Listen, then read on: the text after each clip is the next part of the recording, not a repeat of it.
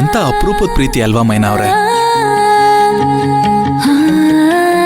ಅವ್ರ ಅಪ್ಪ ಅಮ್ಮ ಆಗಿನ ಕಾಲದಲ್ಲೇ ಯಾರಿಗೂ ಹೆದರ್ಕೊಳ್ದೆ ಅವ್ರ ಪ್ರೀತಿಗೋಸ್ಕರ ಇಡೀ ಊರ್ನೇ ಎದುರು ಹಾಕೊಂಡ್ರು.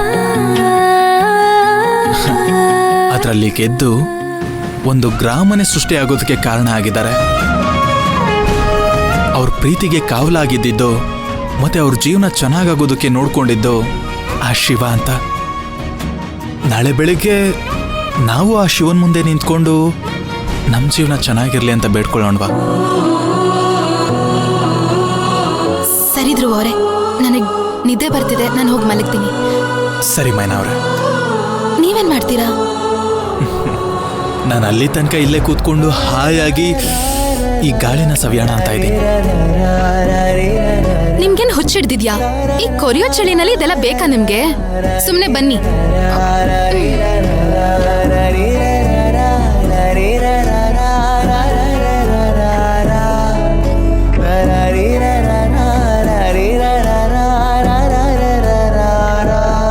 ಧ್ರುವ ಅವರೇ, ನಿಮ್ಗೆ ಹೇಳಿದ್ದು, ಬರ್ತಿರೋ ಇಲ್ವೋ?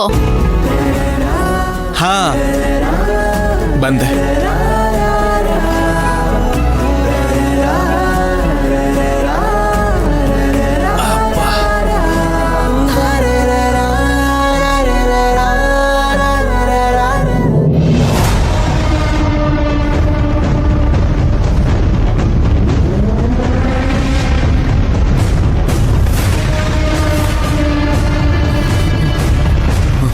ಉಡುಂಬ ಕಾಣಿಸ್ತಾ ಇಲ್ಲ.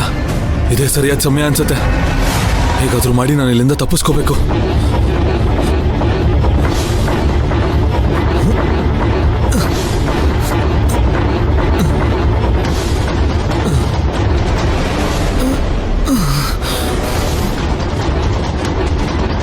ಏಯ್, ಏನ್ ಮಾಡ್ತಾ ಇದೀಯಾ? ಏಯ್, ನಿಮ್ಗೆ ಯಾರಿಗೂ ನನ್ನ ಬಗ್ಗೆ ಗೊತ್ತಿಲ್ಲ. ನಾನು ನಿಮ್ಮನ್ನ ಯಾರನ್ನೂ ಸುಮ್ಮನೆ ಬಿಡಲ್ಲ. ಮರ್ಯಾದೆಯಾಗಿ ಹೇಳ್ತಾ ಇದ್ದೀನಿ, ನನ್ನ ಬಿಟ್ಬಿಡು.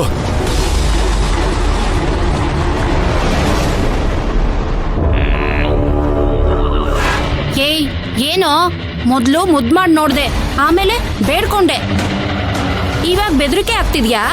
ಈ ಬೆದರಿಕೆಗೆಲ್ಲ ಹೆದರೋಳು ಅಲ್ಲ ಕಣೋ ಈ ಚಿನ್ನಿ. ಬೇಡ, ನನ್ನ ಮಾತು ಕೇಳು, ನನ್ನ ಬಿಟ್ಬಿಡು. ನಿಂಗೆ ಹಿಂಗೆಲ್ಲ ಮಾತಾಡಿದ್ರೆ ನಡೆಯಲ್ಲ. ಇರು, ಬರ್ತೀನಿ.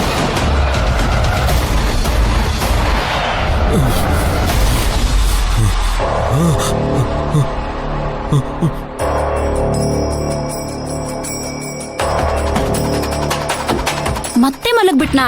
ಛೇ, ಈ ಮಾವ ಯಾವಾಗ ಬರ್ತಾನೋ?